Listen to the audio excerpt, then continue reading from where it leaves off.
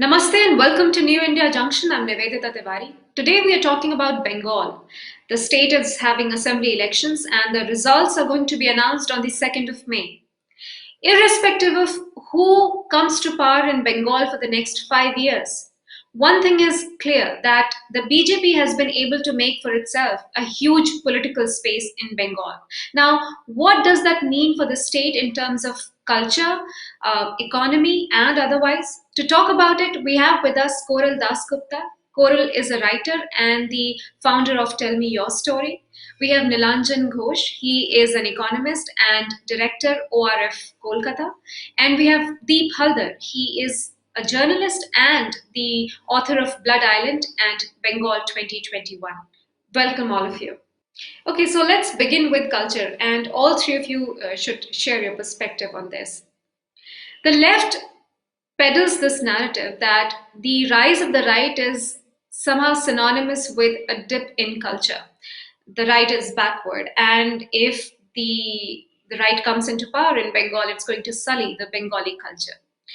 And yet we see a support for the BJP. So, what explains this, and what does the rise of the BJP mean for the Bengali cultural pride? If I can go first, I think I always think that when you establish easy binaries, cultured, uncultured, fascist, liberal, it helps your argument. Now, the left has ruled Bengal for 34 odd years. Post that, there's Mamata Banerjee's Trinamool Congress is in power. But the left liberal ecosystem, which what we loosely call the left liberal ecosystem, exists since Mamata Banerjee's government or people in her party has not been able to establish, so to say, a different narrative, and it's pretty much continuance of the 34 odd years of the left that's on. Politically speaking, it's a different thing, but socially, culturally, it's the same narrative that's on. So I think when you establish an easy narrative of cultured, uncultured, I think it helps your cause. But Bengal has had a tradition of right. Don't forget. I mean, now of course, Shyama Prasad Mukherjee's name is uh, being taken often, thanks to the rise of the right and the BJP becoming such a strong political force in Bengal. But even before that, if you see Aurobindo, if you see Bankim Chandra, there has been a tradition of quote unquote rightist literature or nationalist literature, a nationalist discourse. And what Bengal thinks today, India thinks tomorrow. We keep hearing that. We've always heard that, and we'll hear it more. But Naxalism, the rise of Naxalism happened from Bengal. Left sort of ruled Bengal. It's one of the three major states that it ruled. Bengal was one. And right also rose from Bengal. So to say that this is a new thing, this is a post 2019 thing when the BJP suddenly did so well electorally would be wrong. There has been a tradition of right, like I said, there has been a tradition of rightist thought and rightist literature, which somehow got subdued, perhaps because of the dominance of the left. It's very difficult. There are the research I do for my books, Nivedita, for instance, it's very difficult to find literature which are different, which perhaps goes back into our past. Those it's as if those books have been systematically removed. Hmm. You mentioned Blood Island was one of the books I wrote. It was my first book. There has been literature on Blood Island, published literature, novels. There's a novel on Blood Island written by somebody who was there. It was published by a lesser known publisher. It's not there. I go to the bookstores in College Street, which is the Boipada, and even if you go to those very small bookstores, you would not find those novels. You won't find those books. So it's as if it's been systematically removed. I remember a talk I had in ORF Kolkata, thanks to Nilanjan, and one of his very esteemed colleagues was telling me, I think this Nilanjan, this was during the talk on Blood Island itself, and one of his very esteemed colleagues was telling me that when he presented a paper on climate change, and this exam, this what he said has stayed with me. When he presented a paper on climate change in a foreign university, he had mentioned Morichapi massacre as a passing thought. It of course had nothing to do with climate change, but since the gentleman had spent 20 odd years in Sundarbans, he had mentioned Morichapi, the island, and what had happened. His senior, somebody who was supposed to sort of go through the paper and allow it eventually, he said, you do away with this portion.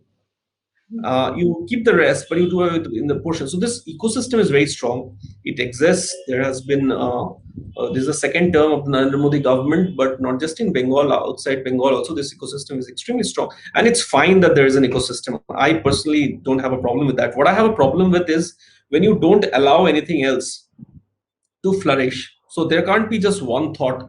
There has been a like I said, like I mentioned Blood Island. I heard recently in Kolkata that somebody from the left has written a book on Morichapi to kind of say that what I have written is untrue. Unfortunately, that book didn't do too well. It didn't have too many takers. But I welcome that book if it's well researched. If there is if there is some thought that has been put into it, why shouldn't that book exist? It should exist. People should talk about it, criticize it, or promote it. But there should be a talk around it. Problem in Bengal specifically is that no other kind of thought has been allowed. Same kind of people write books, recite poems, do plays, act in films. They will, and if you sort of come up with a different idea, they all gang up to stop you. So to answer your question again, I think it's yeah. Yeah, no, you mentioned that it has not been allowed, but someone who has not spent time in Bengal, like I would want to understand, it's not been allowed is one thing, but does it exist? It does. It does. Of course, it exists. It exists through oral traditions. It exists through. It exists through plays. It exists through despite clampdown. It exists through books also, and it definitely exists through talks and discussions. So it exists. There is a outside Kolkata, for instance, there is a lot of consciousness on our past, which sort of which is not leftist. I won't use the word rightist necessarily, but which is definitely not leftist. It may not have been mainstream till now, but the space is there. Nilanjan. Let me just take it from where Deep started. First of all, in fact, what do we essentially mean by the Bangla or the Bengali culture? Is it something that has been set forth in front of us or delineated in front of us by the leftist thinkers, and it became prominent only after the 1960s, with maybe in fact after the independence, when this entire IPTM movement has been taking place, and that essentially led to a plethora of writings in terms of songs, in terms of suppose in literature, in the context of drama. And yes, it was quite popular among the youth at that point in time, because it was a pretty romantic idea in certain senses for the youth. But this entire notion of the leftist thinking is not really the Bengali culture. Forget about the Indian culture itself. This is completely borrowed. Borrowed essentially because, first of all, it was borrowed from the Occident to a certain extent. Then, in fact, from the 1960s onwards, it got borrowed from China. And that is why, in fact, the entire Naxalite movement, which Deep alluded of, put across this entire slogan, Chine chairman, amader chairman. That means the chairman of China is our chairman. And if, suppose as a Bengali, you will find that we often keep on quoting Rabindranath Tagore, we keep on stating Satyajit Ray, we keep on quoting, in fact, Jivanananda, Sukumar Rai, and whatsoever. If that is Bengali culture, then in fact, the new Bengali culture that evolved, in fact, in the 1960s, started defying it. They called it, because this communism, this brand of communism, was anti-establishmentarian. It was not constructive. it was destructive in nature. The very root of this leftist thinking is destruction. It's not construction. What do they intend to achieve out of it? 1977-78. Suppose in 1977 we have the CPM government, Jyoti Basu becoming the prime minister, the chief minister of West Bengal, and eventually a new era dawns. In fact, in the entire thinking, I shouldn't say a new era dawns. Of course, it was an ideological era, but the destruction of Bengal began even before that. The very thinking or the very Naxalite movement, or even prior to that, the very, I would say, putting across embargoes to other forms of thinking in the youth, and those who started that movement, that well, you simply cannot allow anything else beyond this. That this is what you are supposed to think of. That destroyed an entire generation. And post that, we have the land reforms. In fact, once the left came to power, and eventually the entire land distribution policy, which of course you will find a host of economists from MIT, from the London School of Economics, from the Cambridge. I don't want to name the economists, but I would like to name the institutions out here. This justified land reforms of West Bengal. These are the schools which essentially kept on justifying the fact that, well, this is one of the most successful models. Despite that, what we have, is it that our agriculture essentially flourished? No. We don't have rich farmers here. We don't have the best form of agricultural institutions in Bengal. We have fragmented markets. We have low productivity. We still have surplus labor in agriculture. Then let us look at the other form of what we call, in fact, we feel like imbibing in terms of culture, education. No English. Why was English education abolished? First of all, English education, this was a very, very typical communistic ploy, essentially to rule. For any kind of communist regime, essentially feels like ruling in the sense continuance of what exists. Progress is not really a very communistic, I would say it is not a communistic notion at all. First of all, let's look at this. If these people get trained in English, naturally they are going to be much more exposed to outside culture. Then naturally their expectations will be higher. When you see, suppose say people in Karnataka, or in suppose say Maharashtra, or suppose say in the north, say in Delhi, they're flourishing, and eventually there will be greater aspirations. So why expose them? So what they ensured was what we often call lack of information dissemination. So what they did was information dilution through the Bengali media and information contamination as well. And that is how the left flourished for 34 years. Over the last 10 years, what we saw is further degradation of the same, what we call the Bengali culture. No, in fact, when Satyajit Ray directed the movie Devi, essentially what he was talking of was religious dogmatism. He was against religious dogmatism. He was not against religion. So when in fact, and that should not, when Satyajit Ray even made Pather Panchali, that was a piece of art. That was not really portraying the poverty. What most people saw is that the race portraying the poverty of the nation. So he's a communist. No, he's not a communist. He's portraying the nation. He's portraying the beauties of suppose say what in Bangla we often call the Gram Bangla, or the rural life of Bengal. So at the same time, he portrays the very Bengaliness when he makes a film like Aguntuk. That is what the Bangla culture is all about, and he portrays the universalization of Bengali through the proponent. So and eventually you also find this entire discourse existing in Rabindranath Tagore. So if we are talking about culture, the cultural capital that we lived in is no more there.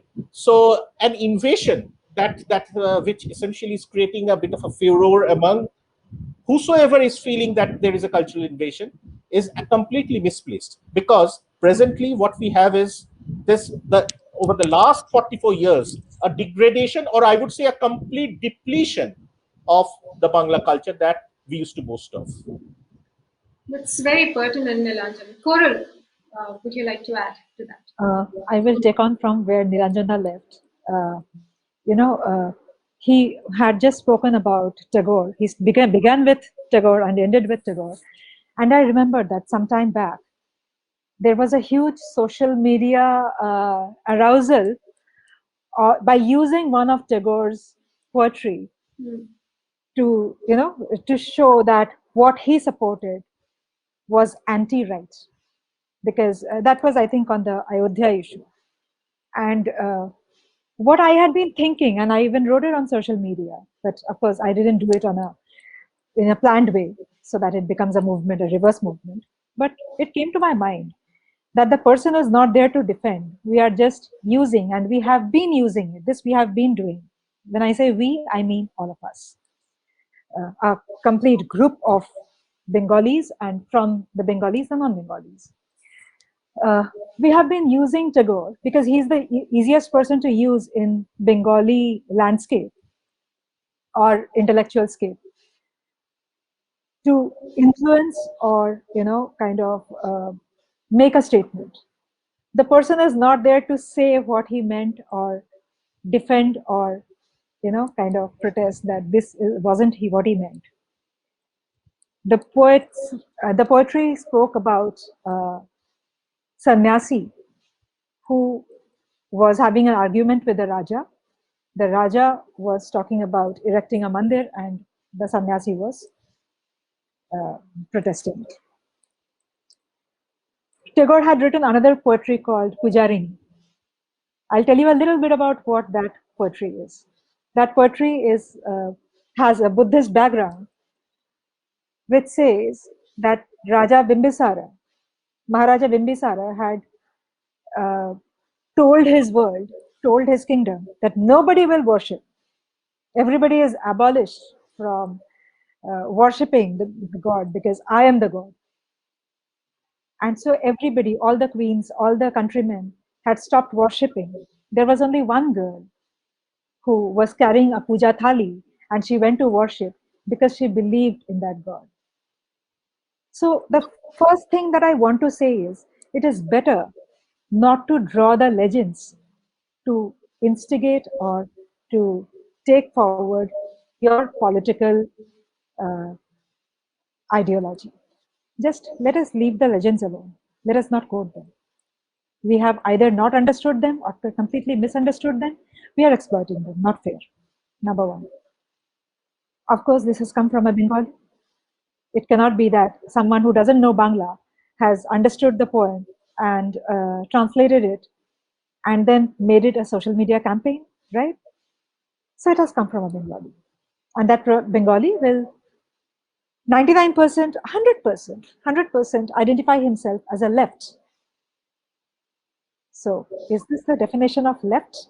The left, which calls itself the brave, the social, the grassroots, the one that understands, the one that protests, and also the one that exploits.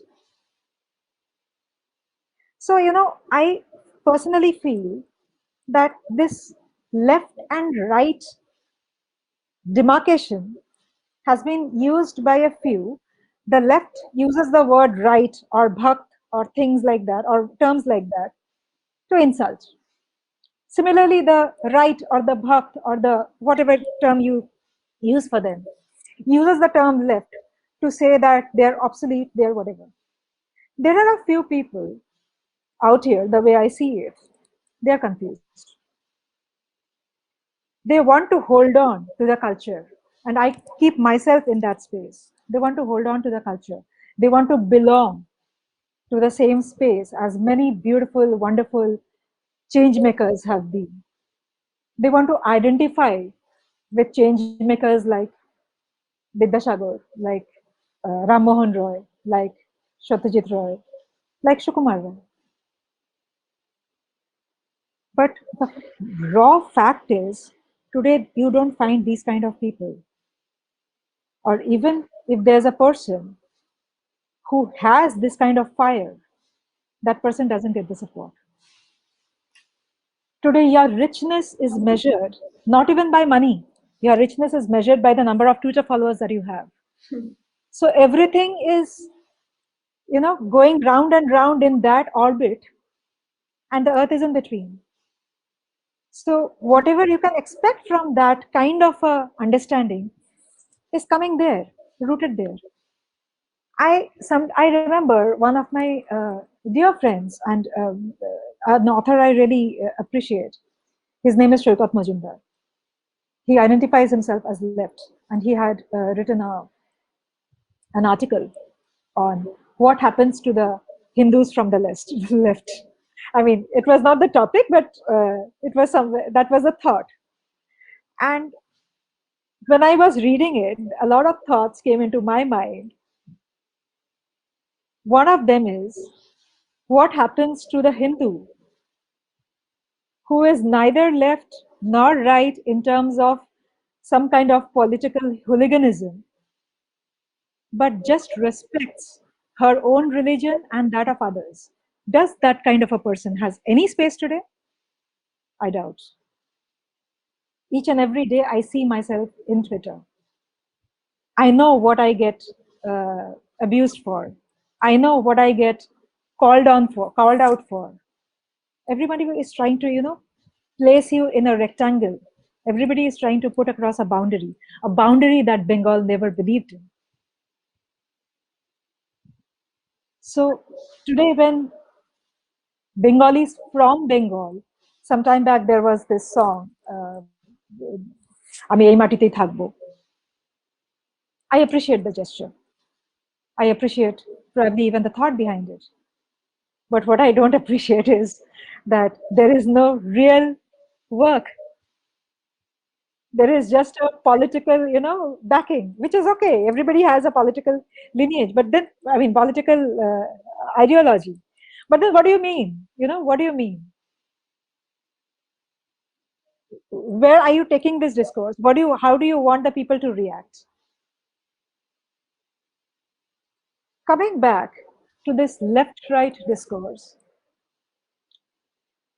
what I understand is that when there are years of, and we Bengalis, by culture, by history, we have been very argumentative. We have always tried to see the other side. We stand on one side. We have tried to empathize and see the other side, which has very successfully been claimed by the left, the quote unquote left, which says that they are the intellectuals, they are the ones who are educated, they are the ones who empathize, they are the ones who understand things. But the fact is that Bengalis as a race, we are that kind. When we we are very fierce in our thoughts, in what we feel. Having said that, we are very argumentative. When someone tries to, put a nail on a iron rod, we try to understand what is on the other side of the iron rod to feel that pain also. And since we have been doing this as a race, as a culture, that is why our art, our literature has been termed to be wonderful, empathetic, because we try to say everybody's story, not just the story from one point of view, or one political, or one religious, or one socioeconomic ideology. We try to understand everybody. In that sense, when I say that we try to understand everybody, we have been extremely inclusive. I just use the word inclusive. Where is that inclusivity today? I find that a group of people obsessed with the word left, and I also find a few people obsessed with the word right, without meaning any good to the state. I have seen the same happen in Maharashtra, where I live now. Nobody cares about the state. Everybody is trying to, put across a jhanda that this is what I believe in, this is what should happen, these are the people who should come in. Great, but what happens to the state? And if you are saying the left is in love with the state, I also need to understand how, because nobody is giving that direction. So after years of, and since I said, I mean, that's my thought, that after years we have been argumentative, we have been questioning, we have tried to understand what lies on the other side. So when there are years of that leftist rule in Bengal, it is only imperative that there will be a time when you talk from one side, there will be a time when the other side will raise its head. That is the balance of the cosmos. That is the balance of everything. It happens. When you do one kind of appeasement, there is always a time when another kind of appeasement comes out. It will happen. So from that, I do understand that why the right raises its head so significantly all of a sudden today. That is because we have had so many days of left ruling. Now there is another side trying to raise its head and trying to look at the entire thing from another side of the spectrum. I completely was expecting this, you know. It happens. It always happens. After years of left, Bengalis as a culture was probably in their mind, without they even knowing, they had started building up a right narrative. And today that build up is showing. It is not that all of a sudden someone has, Modi and Amit Shah has gone, and there is a huge group of people trying to take that side. There has some kind of questioning, some kind of head raising had started happening long ago. Yes, of course, there are other reasons behind the rightist advent, which I will probably get into when the time comes in this discussion. Nilanjan, you mentioned the destructive ideology of the left and the destruction the left rule caused in the state. The state grappled a host of issues during the left rule, the refugee crisis, the Naxalite movement, etc. The destruction was also seen in the industries. You know, there was erosion of work culture, there was rise of militant trade unionism, and the industries fled West Bengal. Do you think a change in the political dispensation is going to bring industries back? Don't expect a magic to happen over the next 5 years. I don't expect that. First of all, it was a process of deindustrialization. Ever since, and this process started, let's face it, ever since the 1970s, even prior to the left coming to power. I would say 1960s, mid 1960s, ever since this entire Naxalite movement started, even prior to Siddhartha Shankar Bose being the chief minister. Siddhartha Shankar Bose, of course, I mean, with an iron hand, rather in a much more undemocratic way. In fact, he controlled Naxalism. That was a different story altogether. Whether it's more of a normative ethical concern whether we should be discussing that or not at this point in time. But the deindustrialization started from the mid 60s onwards. Now, what were the processes? What were the factors essentially that led to this deindustrialization? If you, as such, look at the industrial sector from the mid 1960s, there was an industrial deceleration throughout India, which continued for a decade till, in fact, mid 1970s. And 1960s, early 1960s was also the era when, in fact, there were concerns of food security all across.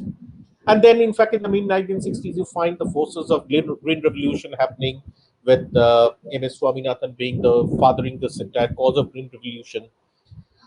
When the left came, now naturally there was some kind of an ideological baggage which they carried with themselves. The ideological baggage was that they are against the capitalists. They are more for the peasantry, more for the downtrodden, And the degree of exploitation as far as the state is concerned is pretty high, so they have to end that exploitation. Now, the first and foremost thing that they did was, as I stated, in fact, during my initial submission, that it was land reforms.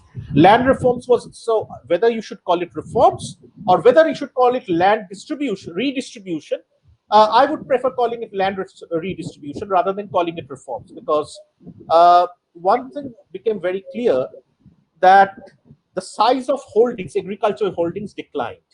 And with the size of holdings declining, innovation, technological innovation practically became impossible. And the left recognized, it's not that the left recognized it, but they recognized it pretty late. By that time, in fact, by the 1990s, everything was lost. It was, in fact, in the 80s, 1980s, that, of course, the process of deindustrialization started prior to that. But in the 1980s, this violent trade unionism actually came to being. And when Aditya Bikram Birla was, in fact, in public space, he was manhandled, and he promised that he's not going to come back to the state. Probably that was the last nail in the coffin in the industry of West Bengal, industrial scenario of West Bengal. Now, if you look at, then how did West Bengal thrive? Is it precisely because of agriculture? No, it is industries started moving out. Buddhadev Bhattacharya, of course, had different ideas, but didn't have the kind of backing that he needed from neither from the bureaucracy, which was more designed to cater to the needs of a different kind of dispensation that Jyoti Basu essentially created, and nor, in fact, the party in which he belonged to. So, and in fact, the bureaucracy was not even equipped to handle industrialization. And then we had these fiascos of, land grabbing, which of course the opposition called land grabbing in the context of Singur and Nandigram, which essentially led to rise of Mamata Banerjee and Trinamool, and eventually led to the change of power. But West Bengal thrived because of one very particular force, which emerged from the services. And Kolkata eventually became the nerve center of services as far as East and the Northeast are concerned. Nerve center of services in the sense, now this growth or this development was not really a policy-driven development, which was triggered by the governments, whether it's the Buddhadev Bhattacharya government or whether it is essentially the Mamata Banerjee government. This was an organic development. So, in fact, I recall at one point in time, I just wanted some, when I was for 8 years, I worked, in fact, in a commodity exchange in Mumbai as a chief economist.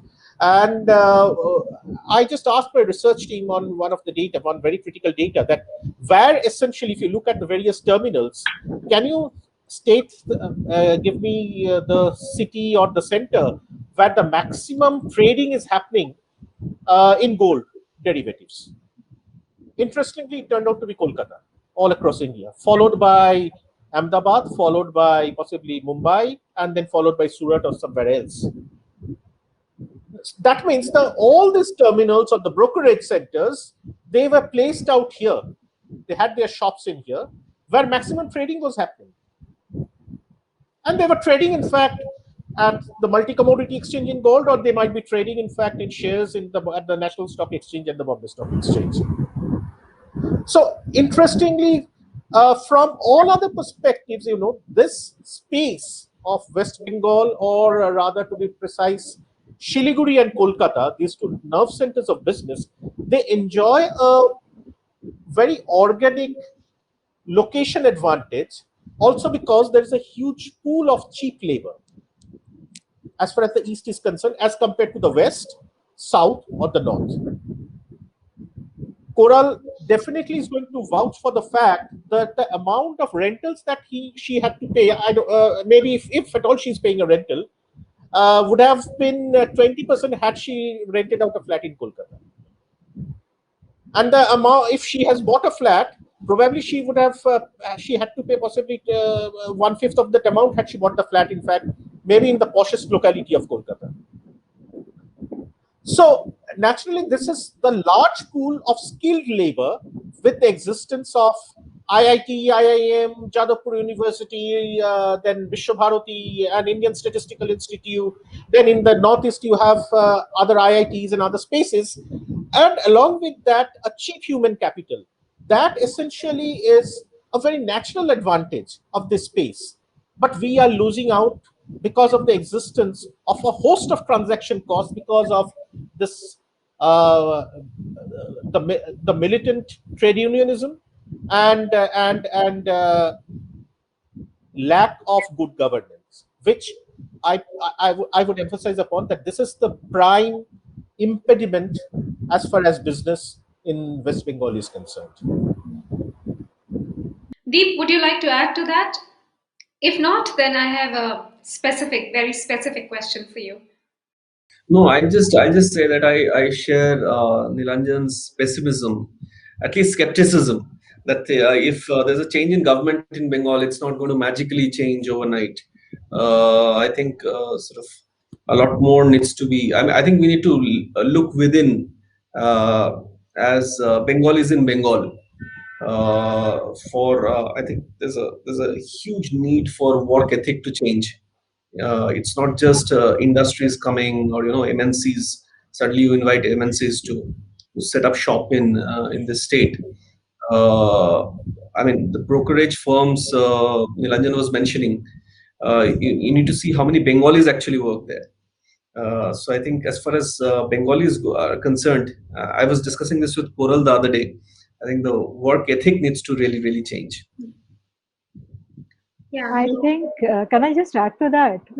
please go ahead. Was just wondering that, as Deep said, that's the reason I was, kind of smiling. That last time we were just discussing this, that there was a time when lots of Bengali teachers and thought leaders, they were running free education, free schools for women or for the underprivileged. They were doing it for social upliftment, so that they study, so that they bring something back to the society. And we have been foolish enough to think that it was that personal sacrifice and saying no to money is something which is very big. We have, as a race, or actually not a race, I shouldn't say this, rather a lot of people in our community actually believe that if you have some kind of love for money, then that is criminally offensive. So you must, give yourself and keep giving and become a stupid. So that never happens. We are human beings, right? We cannot keep giving and, not receive anything in return. So it started with giving, and at some point of time, we lost that steam because we were not getting anything in return. And since we have not been taught that hunger, to recognize that hunger, that I give this much, I get this much, that economics. We are great in maths. Let me tell you, we are great in maths, but we don't know that formula of 2 plus 2 can also be 7 if you can apply the right catalyst. This we have not learned. We know 2 plus 2, 4, and we can prove it to you in 10 different ways by doing lots of permutation combination, which has end of the day made the world call us intellectuals, and we have been happy to sit down and say that we are intellectuals, others are not. And on the hindsight, a lot of people actually said, okay, they're fools. Okay, Deep, here's the question. On the one hand, you have this Bengali cultural pride and love for music and poetry. And on the other hand, you see, this political violence and extreme political violence. This is something that I'm unable to reconcile. What explains this? This is a question to which I have no answer. There's an image of the Bengali outside Bengal. Koral would be aware of it. Nilanjan has spent a lot of time outside Bengal. I have spent 20 odd years outside Bengal. There's a sort of image of the Bengali outside Bengal. The image is not always complimentary, but violence is definitely not doesn't figure in that image. When you speak of North Indians, you think you have a certain image in mind. When you speak of Jatland, you think they're necessarily all rogues. When you think of Uttar Pradesh, you think it's lawless. Uh, the image of Bengal and Bengalis have never been this, but at least outside Bengal. But when you come here, I was just while we were talking, I was just going through the BJP's one of BJP Bengal BJP's WhatsApp group, and last night, I think again one of their workers have been hung from a tree. They are alleging it's the Trinamool Congress. Unspeakable violence continue. I have not seen. I have seen an uncovered election across Bengal. This kind of political violence, since the time I can remember, even way before I became a journalist, I don't know where it comes from. uh, we have romanticized Naxalism. Uh, Interesting that Nilanjan spoke about the way it was crushed. I mean, if Naxalism started by quote unquote some misplaced youth wanting to change the way society works, the way it was crushed also left much to be desired. When Siddhartha Shankar Rai's police cracked down on Naxals, and there were brilliant girls and boys, from premier educational institutes in Calcutta. Mahashada Devi has a book on it, Hajar Chura Shirma, and the way the custodial rapes and tortures, third-degree tortures, and midnight knocks and encounter killings happen. It shook the psyche of the city. Uh, I don't know where we get. It's a deep sociological, psychological study, I guess, where we get propensity for this kind of violence in a state where people pride themselves for their quote unquote high culture. Unspeakable violence. I wrote about Mohit Chapi, but if you look at Haibari killings, I was listening to. I should take the name perhaps, but the left has this time fielded some very bright young students, as candidates, which is a welcome change. They wanted they're trying to I think go for an image makeover, and their young comrades at this time fighting elections. How many seats they'll win remains to be seen, but it's a welcome change from the image of the left. But what I found particularly disturbing was in one of the TV debates, a young leftist, who's fighting election from Kolkata, uh, when he was trying to counter a debater from another political party, he said, "I know what you are going to say, sir. You are going to talk about rice mixed with blood, one of those conspiracy theories that you throw at us." Now, this he was alluding to the Shai Bari massacre. And the way he said it, he said it with a smirk. What happened at Shai Bari, an entire family was butchered. People say that the mother was forcibly made to eat rice soaked in blood. Whether that's true or untrue, to kind of joke about it in a TV debate, even if you were to say that, okay, this is not exactly what happened, but you can't laugh at something like this. So I don't know where this comes from. And the gentleman I'm talking about, young guy, he's one of the hopes of the left. Somebody's going to, eventually do well and win his seat and come up as a leader. So I don't know how it goes hand in hand. High culture on one hand and this extreme political violence on the other. Maybe Niranjan can shed some light, but I have not been able to figure this out. I don't know. For instance, while I was astonished, and as you know, I was part of the left myself in school, in college, but I was astonished that how people, and it's not. There's something very interesting that I heard from Mr. Vivek Debroy. He said that it's not just politicians, it's not just the political class. It's Bengalis Yeah. as a people. He said that it's not as if people were not aware that Modichabi was happening, but how were you not shocked by this? For instance, look at us. I mean, I'm sure the images that we see on our phone screens, on TV, of people dying, due to lack of oxygen, somewhere is disturbing us. It's shaking us up. That and we are trying. Most of us are trying to do our bit to sort of, to help people. Perfect strangers, but when Modichapi was happening, mainland Kolkata, many people, the teachers, intellectuals, middle class, they were aware this is happening. how did they sort of not get disturbed enough to do something about it? So I don't know where Mr. Vivek Gabra said it comes from innate hypocrisy of Bengali people, and he told me that you should question this. But I don't know how to answer you. I really don't know how to sort of reconcile the fact that people who were immersed in culture can be okay with this kind of political violence or daily violence. Kora, Nilanjan, your perspective as well on this, if you want to share. Niranjana, you would go first. Kunal, you go ahead. I'll go after that. I think we always had it. You see, when the movement for independence started, you don't hear much from Bihar, Orissa. You hear immensely from Bengal. We had we have partition in our history, and I don't need to remind you of the kind of atrocities that happened during partition. Uh, the Naxal movement again was a very cruel phase of our history.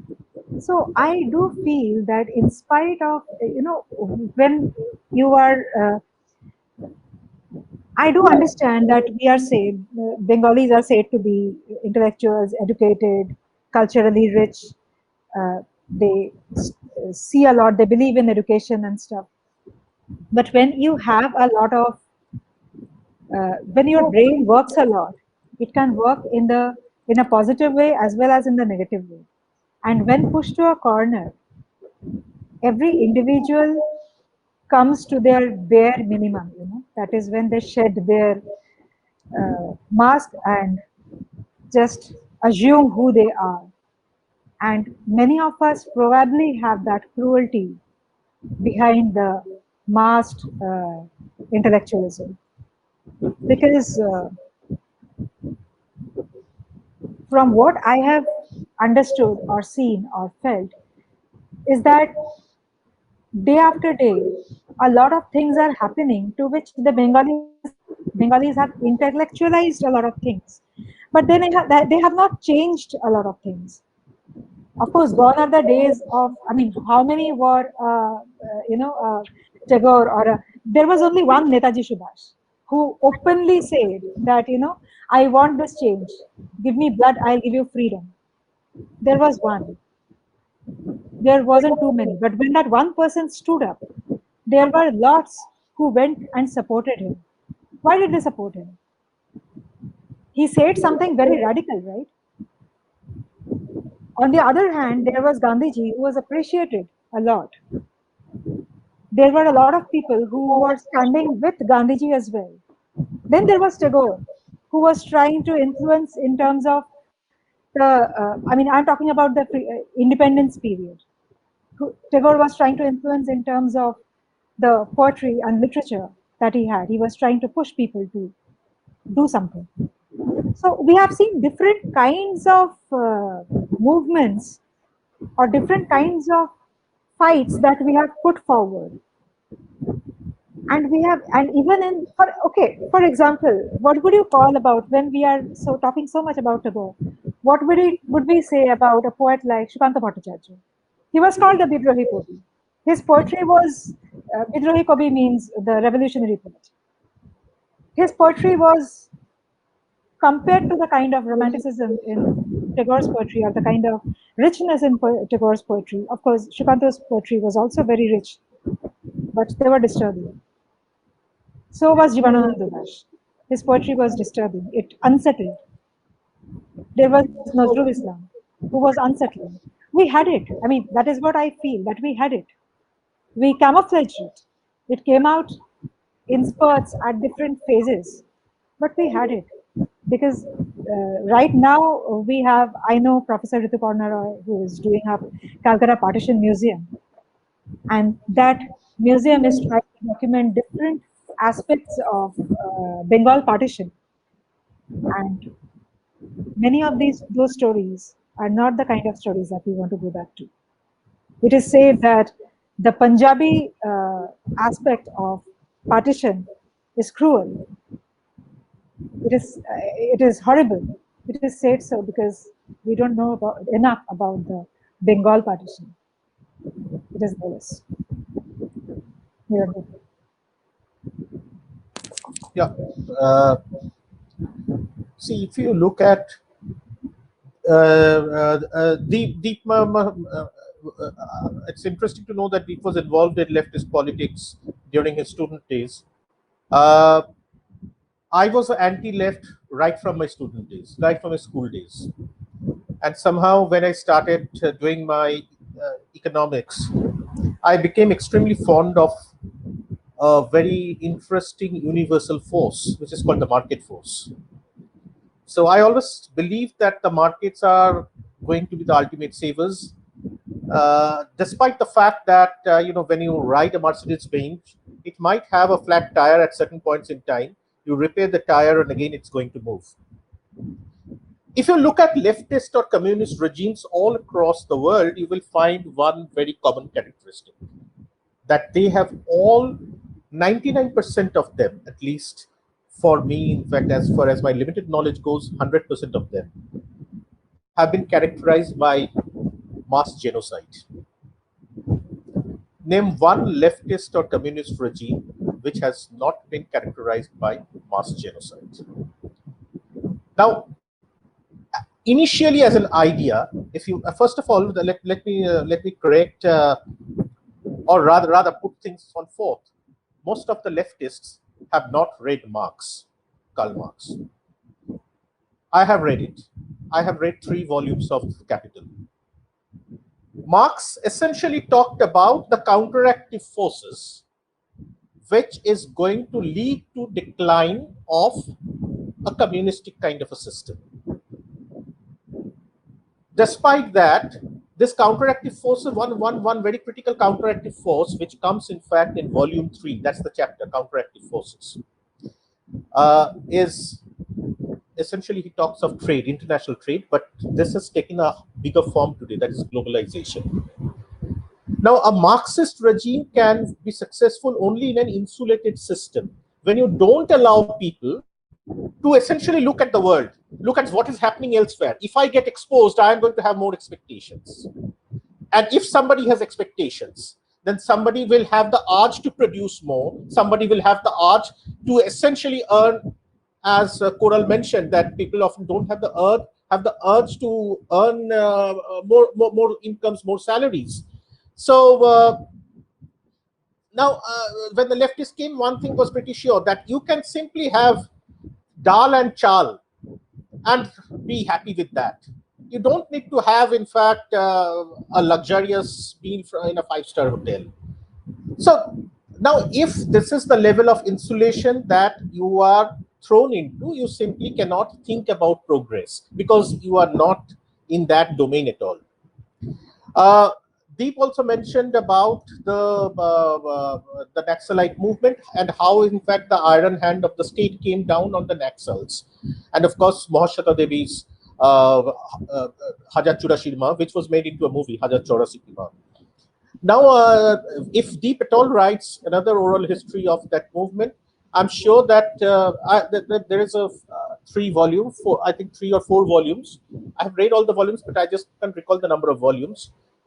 By Runo Guhonyogi, who was the police at that point in time. The name of those volumes, those are essentially memoirs, which he has written from the perspective of being the police officer who was instrumental in curbing the Naxalite movement. The name, the title is Shada Ami Kalo Ami, the white me and the black me. So, and that presents the critical antithesis of what Mahashata Devi intends to project from the other side. So, the thesis and the antithesis, they have often been projected, and the role of the state, why essentially the iron hand of the state was needed, there is also a rationale of that. But eventually, what we found over time was this form of insulation. And when you have to come out of a change and you find that the change is very, very difficult, and sometimes some people feel that who moved my cheese? Right now, the Trinamool Congress is feeling, who is moving my cheese? In 2011, in fact, the CPM felt, who is moving my cheese? And eventually, you are going to have these kinds of violence, because if my cheese is being moved, then naturally I'm not going to take that so kindly. if had this been a dispensation, had this been a democracy working, where you have changes almost after every 5 years, then possibly suppose say and these parties are also in a position that okay, fine, this is how things are going to happen. But if you have a party which has siphoned off funds, development funds which have come because of a disaster happening, and then in fact you have always been in loggerheads with the center, then naturally these kinds of problems are going to emerge. Suppose if such a thing happens in Odisha, I can assure you that with a gentleman chief minister out there in the form of Naveen Patnaik, of course you don't expect that these kinds of conflicts emerging. One of the reasons what essentially has hindered the growth of West Bengal, this is a phenomenon which I have used in most of my writings, this is conflictual federalism. Why I use this term conflictual federalism? Now, Modi has, right from 2014, has been using some very interesting terms. First of all, he used the term cooperative federalism. That means all the states are going to cooperate with each other, the center is going to cooperate with each other. Then he brought about competitive federalism. Let the states compete with each other in bringing about investments. But what we have finally, as far as center and states, in the context of West Bengal is conflictual federalism, and this conflictual federalism is prevailing for the last 44 years, precisely because the center and state they just don't see eye to eye, and things have worsened over the last 10 years. The last 2014 to 2021, last 7 years, when in fact the chief minister of the state keeps on abusing the prime minister and the home minister. So under such circumstances, when you feel that your arch enemy is simply going to move your cheese, you're simply not going to take that so easily. And when you're pushed to the wall like the cat, then naturally you are going to react violently. Possibly this is something like a psychological phenomenon for existence. If I lose this election, I'm simply not going to exist. So this is the only explanation that I have at this point in time. Apart from forget the leftist and the communist regime, which thrived only on violence, thrived only on mass genocides. I was actually going to ask a question on brain drain, but you've already said that don't expect miracles to happen. But yeah, we see brilliant Bengalis contributing to different spheres. Do you see a change in political dispensation is going to make sure that Bengalis start going back to the state? Let me begin with this. See, brain drain has been happening, of course, as we stated, right from the 70s. What happened, in fact, during the Naxalite movement was, as Deep mentioned, that a host of brilliant students were had to be targeted by the state, willy-nilly or whatever. But and many of them moved out of the state. Rather, they forcibly, in fact, their families, they came from well-off families, and their families essentially placed them in other places. Either they moved towards the west in the sense as for our own west coast, or the US west coast, or suppose say to UK, or some other places. And they did extremely well. Some of them probably came back, became chairman and managing directors of certain companies within the country, or even in, if at all there were some of them prevailing in West Bengal. Then, in fact, this trend continued when the left came. More so because many of them realized, even the leftist leaders, they themselves realized that the education system that is prevailing in here is simply inadequate, especially when these guys go out.